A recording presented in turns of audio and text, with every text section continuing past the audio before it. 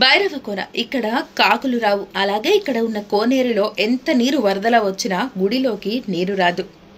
యాగంటి ఇక్కడ మనం రోజు రోజుకు నంది పెరుగుతూనే ఉంటాడు అని చిన్నప్పటి నుంచి వింటూనే ఉన్నాం. అది ఇంకా జరుగుతుంది. శ్రీశైలం బ్రహ్మరాంబిక దేవాలయం వెనుక ఒకప్పుడు జుమ్మని తుమ్మిదే శబ్దం వినపడుతూ ఉండేదట.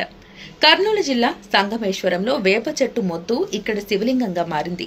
6 నెలలు ఈ దేవాలయం నీటిలో మునిగి ఉంటుంది. 6 నెలలు బయటకు కనిపిస్తుంది.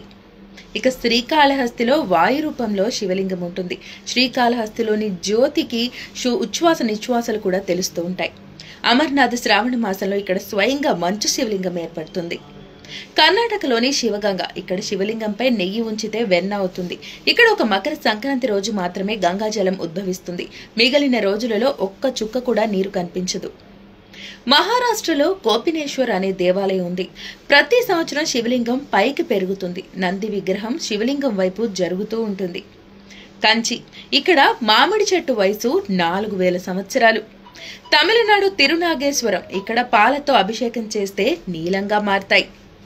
చైనాలో కిన్నెర కైలాసం ఇక్కడ ఉన్న శివలింగం ఉదయం తెల్లగా, మధ్యాహ్నం పసుపుగా, సాయంత్రం తెలుపుగా, రాత్రి నీలంగా మారిపోతూ ఉంటుంది. సో మరి చూసారు కదా సృష్టిలో ఎన్ని అద్భుతాలు ఉన్నాయో.